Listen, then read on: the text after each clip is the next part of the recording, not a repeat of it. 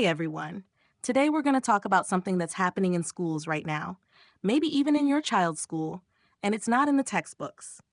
We're talking about sexting and nude photo sharing among students, a topic most parents don't want to think about but can't afford to ignore. So before you get comfortable, take a moment to like the video and subscribe, but only if you really like what I'm doing here. Wherever you are, whether it's early morning in Hanoi, late evening in California, or somewhere in between, I want you to settle in with me. Now, let's listen to the compelling story in this video of mine. I remember the first time I overheard a conversation at my kids' school pickup line. Two eighth graders were laughing about a snap someone sent, and while they never said the word nude, the giggles and sideways glances told me more than enough. That moment hit me. This wasn't a teen movie scenario. This was real, happening in real time and happening to real kids. The truth is, sexting has quietly become a normal part of many teenagers' digital lives.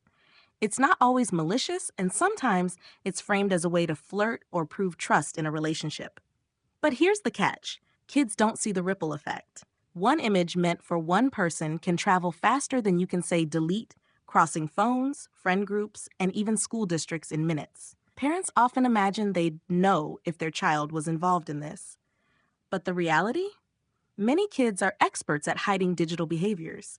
They can use hidden apps, disappearing messages, or even rename contacts to disguise conversations. And in a school setting, especially middle and high school, peer pressure is intense. The social reward of being bold online can sometimes outweigh the fear of getting caught. Another layer to this is how normalized certain behaviors have become. 10 years ago, the idea of a 13-year-old sending a nude image would have been shocking. Today, for many teens, it's just part of dating. And it's not just happening in secret corners of the internet. This is happening during lunch breaks, on the bus ride home, in after-school group chats. And while schools do have rules, they often can't stop these interactions before they start.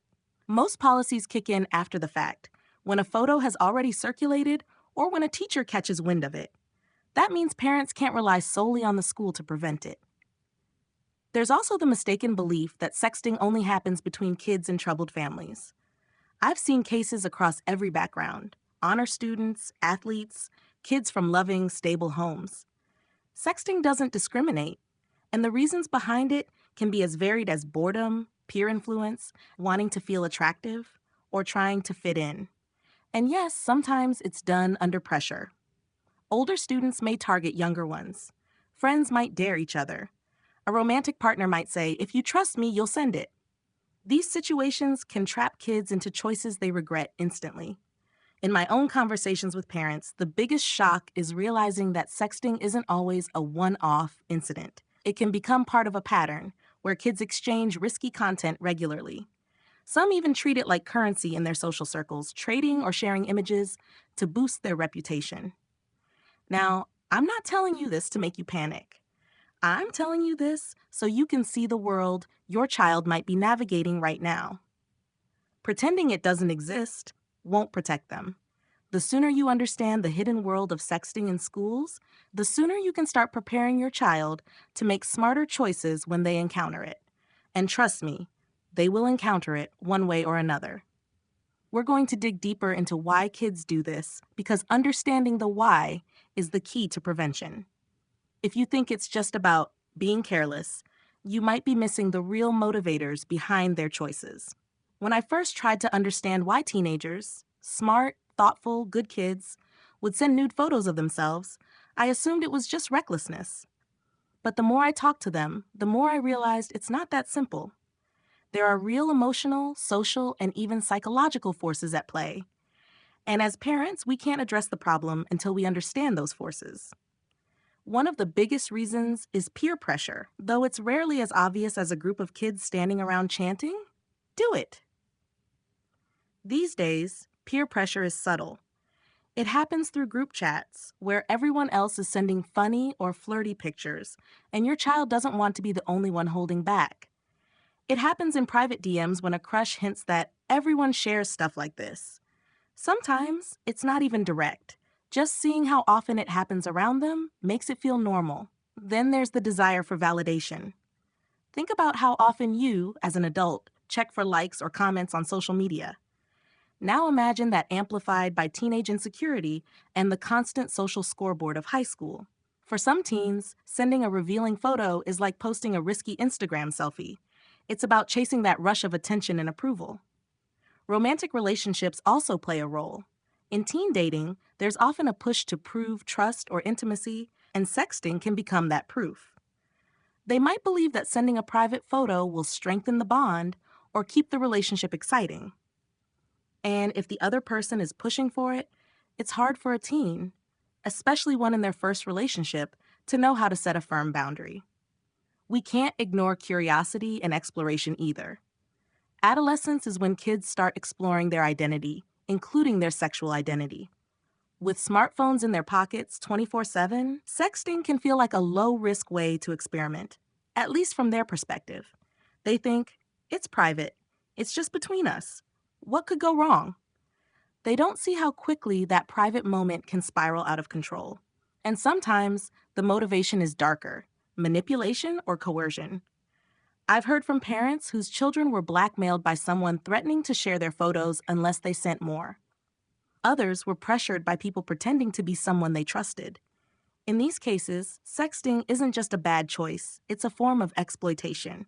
Here's the tricky part. A lot of kids genuinely believe they're in control when they send a photo. They'll say, I trust him, or she would never share it, or it deletes after a few seconds. But what they don't realize is that screenshots, backups, and even another person's phone camera can preserve that image forever. As a parent, when you hear these reasons, it's tempting to respond with, that's ridiculous. Just don't do it.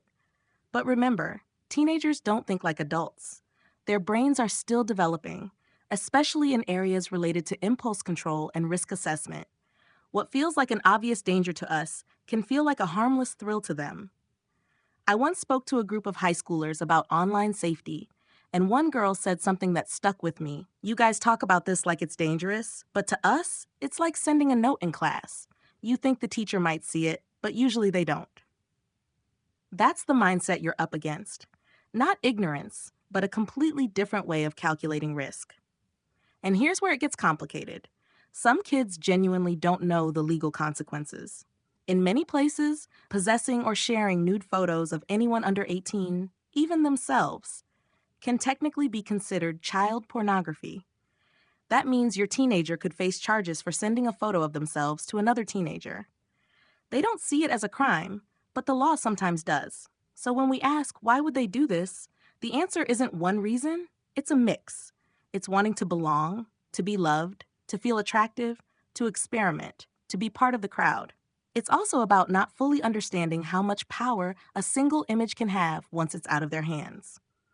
If we want to protect our kids, we can't just tell them sexting is bad. We have to understand their reasons, speak their language, and address the emotional needs behind their choices. Otherwise, we're just telling them don't, in a world where don't rarely works without here's why. Next, we'll look at what happens when those photos escape the sender's control, because the risks go way beyond embarrassment. When a teenager sends a nude photo, most imagine the worst thing that could happen is a little embarrassment if someone finds out. But the truth is, the risks go much further and last much longer than most kids and many parents realize. Let's start with the emotional fallout. I've seen kids spiral into deep shame after a private image leaked. Even if only a handful of classmates saw it, the fear of everyone knowing can be overwhelming. Teenagers live in a world where reputation is fragile and gossip moves faster than facts. That shame can turn into anxiety, depression, withdrawal from friends, or even dropping out of activities they once loved. In some heartbreaking cases, the humiliation has led to self-harm or suicide attempts. Then there's the legal side, which many parents don't think about until it's too late. In many countries and in most U.S. states, possessing, sharing, or even forwarding a nude image of someone under 18 counts as child pornography, even if both people are minors. That means your child could end up with a criminal record for a mistake they made at 14.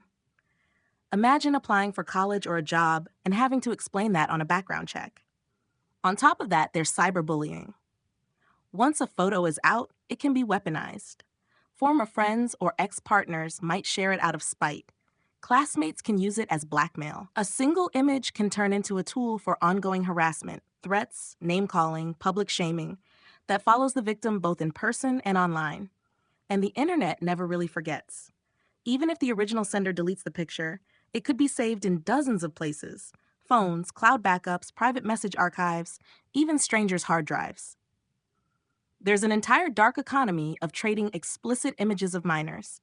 And yes, sometimes these pictures get pulled into that underground without the victim even knowing. Some kids think, well, I'll just use Snapchat. The photo disappears after a few seconds. But apps are not magic erasers. Screenshots, secondary devices, and even certain phone features can capture that image instantly. Once it's saved, the sender loses all control forever. And the impact isn't just on the person in the photo. Friends who receive the image can also be pulled into trouble. If they share it, even accidentally, they might face the same legal and social consequences. I've seen entire friend groups fractured because one person shared an image they didn't think would matter. The long-term consequences can also creep up years later. That photo a 15-year-old sent to their boyfriend could resurface in college, or even in a future job search, when someone from the past decides to dig it up. A moment that seemed private at the time can end up shaping how others see them far into adulthood. There's also the family impact. When a sexting incident comes to light, it's not just the teen who suffers. Parents can face judgment from relatives, friends, and even other parents at school. The whole household can feel the strain, whether from legal battles, school disciplinary action, or just the emotional weight of the situation. One mom I spoke with told me her daughter sent a revealing photo to a boy she liked. A few months later, after they broke up, the boy showed it to friends. It spread quickly. The girl was too ashamed to go to school, and the mom ended up homeschooling her for the rest of the year. It wasn't just about the picture, she said. It was about how she lost all trust in people and in herself. And here's the part many don't realize. Sexting incidents don't always stay in the teen world. Parents sometimes find themselves dealing with police, school boards, or even lawyers. In some jurisdictions, if a nude image of a minor is discovered on a phone, it must be reported to law enforcement. That means what started as a private exchange between two teens could quickly turn into a criminal investigation. When we think about all this, the stakes become crystal clear. This isn't just about a bad decision in the moment. It's about protecting a child's mental health, reputation, legal standing, and future opportunities. Next, we'll talk about how you can spot the warning signs before it gets to that point, because once a picture is out there, it's almost impossible to take back. As parents, we all hope our kids would come to us before making a risky choice, like sending a nude photo. But the reality is, most won't. They'll try to handle it themselves, or hide it entirely. That's why it's critical to learn how to spot the early signs that something might be going on. One of the first things to watch for is sudden secrecy with devices. If your child used to scroll Instagram or watch YouTube videos in the living room, but now they're constantly tilting the screen away, taking their phone to the bathroom, or shutting it off abruptly when you walk in, that shift is worth noting. I'm not saying it's proof of sexting, but it's often a sign of conversations they don't want you to see. Then there's changes in social circles. Teens involved in risky online behavior sometimes gravitate toward new friends who normalize that behavior. You might notice they're suddenly closer kids you don't know well, or they've dropped longtime friends without much explanation. Another flag is increased anxiety about notifications. If a phone buzz makes your child jump, panic, or rush to check it in private, it could be that they're worried about who's messaging them, or about someone sharing something they don't want seen. On the flip side, some kids might avoid their phone altogether when a situation starts spiraling, trying to escape the stress. Look for changes in self-image and appearance. This isn't about judging normal teenage style experiments. It's about drastic shifts that seem driven by outside pressure. For example, they might suddenly start dressing in a way that mirrors someone they're trying to impress online. Or they might post more suggestive selfies than before. Mood swings can also be a clue. Teens who are stressed about a sexting situation whether they've sent something or are being pressured to, might become unusually irritable, withdrawn, or defensive. They might snap at small questions about their day or refuse to talk about school at all. One often overlooked sign is unexplained requests for privacy. It's normal for teens to want their own space, but if they start locking their bedroom door during video calls, covering their camera, or turning music up loudly while they're on the phone, they may be hiding more than a conversation with friends. Sometimes the signs are even subtler, like changes in online habits. Maybe they're on social media at odd hours, using new apps you've never seen before, or suddenly deleting posts and accounts. Some teens create Finstas, fake Instagram accounts, or use disappearing message apps to keep certain interactions off your radar. Here's an important note. Spotting these signs doesn't mean accusing your child right away. Teens can sense suspicion, and if they feel cornered, they may retreat further. Instead, think of these red flags as conversation starters.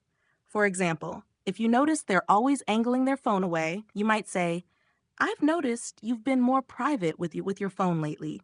Is something going on that you're worried I'll find out about?" The goal isn't to catch them. It's to give them a safe opening to talk. Sometimes, kids in a risky situation want help, but are terrified of the fallout. They might fear losing their phone, getting grounded, or having you call the school. The more you show that you're willing to listen without immediate punishment, the more likely they are to open up before the situation gets worse. It's also worth building relationships with other parents and even teachers. While schools can't share every detail, they often hear about trends, like a sudden spike in students using a certain messaging app, that could indicate a broader issue. Other parents might share stories that help you spot warning signs earlier in your own home. I'll be honest, this isn't about catching your child. It's about catching the pattern. If you can step in while sexting is still an idea being floated in a conversation, rather than a photo already out in the world, you stand a much better chance of protecting them. In the next section, we'll dig into the hardest part: how to actually talk about sexting without making your child shut down, roll their eyes, or dismiss everything you say. Because spotting the signs is just the first step. The real work is in having that conversation. If there's one skill every parent needs in today's digital world, it's learning how to talk to your kids about tough topics without making them tune out. Sexting is right up there at the top of that list. The goal isn't just to lecture, it's to actually be heard, to keep the conversation alive, and to help them feel safe enough to tell you the truth. The first thing to remember is timing matters. Dropping a serious talk on them when they've just walked in from school, or when you're in the middle of an argument about something else, is almost guaranteed to fail. Pick a moment when things are calm, maybe during a car ride, while making dinner, or on a walk. Teens tend to talk more when eye contact isn't constant, so those side-by-side moments are gold. Start by showing you understand their world. If you jump straight to, "Don't do this, it's bad," you'll get the classic teenage defense wall. Instead, try something like, "I know sexting is a thing in a lot of schools right now, and it's probably something you've seen or heard about." This signals that you're aware and not naive, and it opens the door without singling them out as guilty. Avoid shaming language. If your tone is all disgust and disappointment, they'll shut down. Phrases like, "Only stupid people do that," or "That's disgusting," make it less likely they'll ever tell you if they're involved, or if someone's pressuring them. Instead, frame it around care and concern. "I'd be worried if you were ever in that situation because I know how quickly it can turn bad."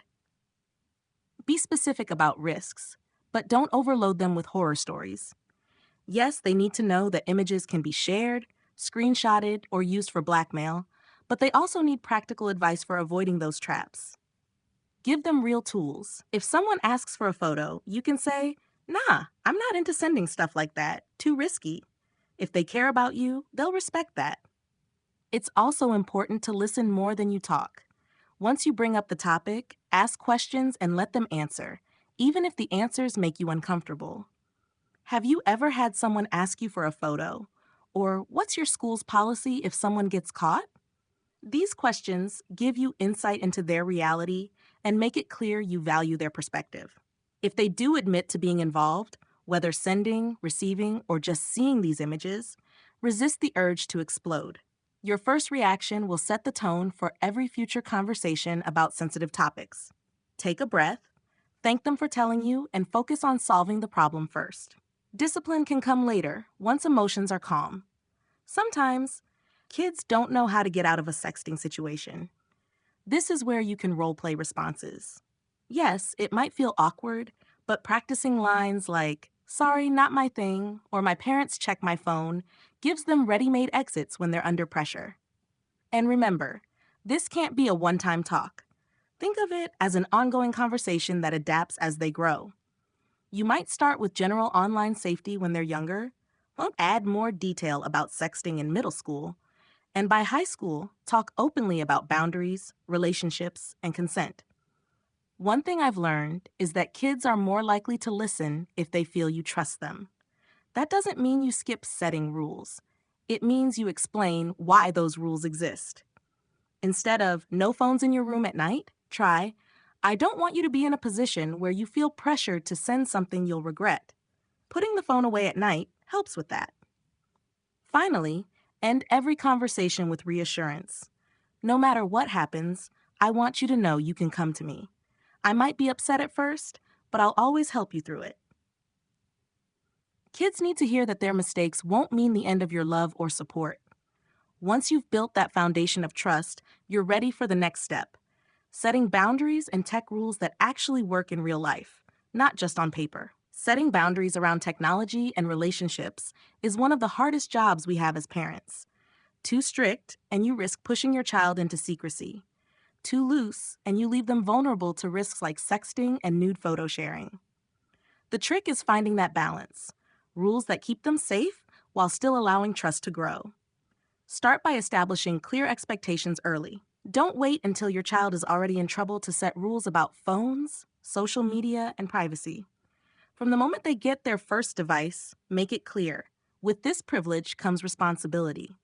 Spell out exactly what's acceptable and what isn't.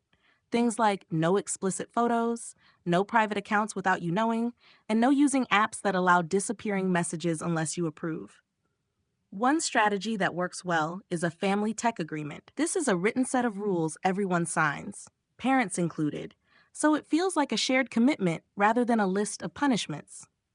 Include practical guidelines like no phones in bedrooms overnight, permission to check apps together regularly, and a rule that all new apps must be approved before download. Use built-in tech tools to your advantage. Parental controls, screen time limits, and app restrictions can help you enforce boundaries without constant arguments. But don't rely on them as your only line of defense. Tech-savvy kids can find ways around almost anything. Think of these tools as support, not a substitute for communication. Be intentional about shared spaces for device use. Phones and laptops in public areas of the house, not hidden away in a locked bedroom, create natural accountability. This isn't about spying, it's about creating an environment where risky behavior is less tempting. When you do need to check a device, frame it as part of the agreement, not a surprise ambush. Say, "Let's go through your phone together this week like we talked about," instead of grabbing it when they're not looking. This keeps the process transparent and less likely to breed resentment.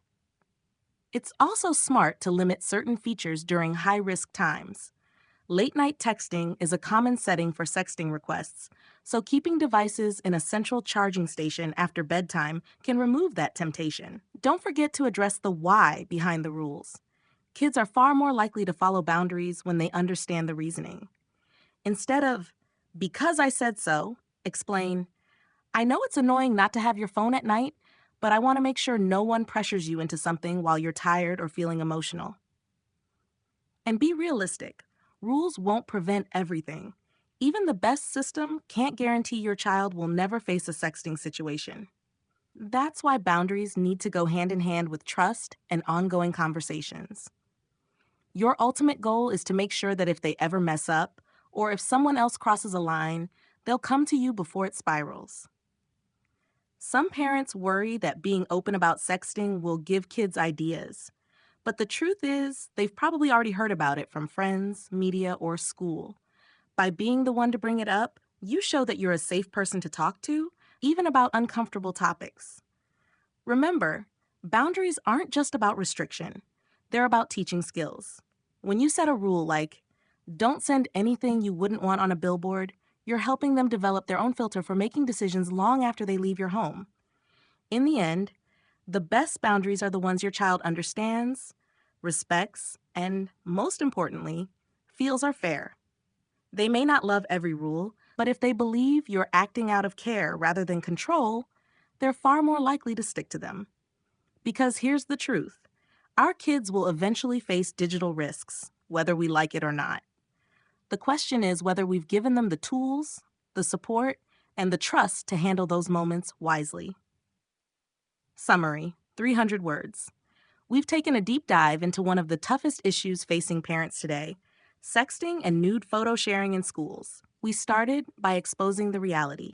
It's far more common than most parents think, and it's happening in every type of school and community. Then we explored why teens engage in sexting: peer pressure, a desire for validation, relationship expectations, curiosity, and in some cases, manipulation. Understanding these reasons is key to prevention. We also looked at the real dangers beyond embarrassment: emotional trauma, legal trouble, cyberbullying, and long-term damage to reputation and self-esteem. Once an image is out there, it's almost impossible to erase. From there, we moved into prevention, spotting early signs like secrecy with devices, changes in friend groups, or unusual anxiety about messages. These clues give parents a chance to intervene before the damage is done. But spotting the signs is only half the battle. We discussed how to have meaningful conversations that keep kids talking, not hiding, choosing the right timing, listening without judgment, and giving them clear, practical ways to say no. Finally, we covered boundaries that actually work in the real world: clear rules, shared device spaces, tech agreements, and explaining the why behind every limit. The goal isn't just to stop risky behavior now, but to give kids the decision-making skills they'll need for life. If there's one takeaway from all this, it's that connection beats control. Rules are important, but trust and communication are what keep kids coming back to us when it matters most. Open quote, open quote, open quote, finish the script. Enjoy listening and subscribe to the channel to see the next video. Close quote, close quote, close quote. Word count 1,308.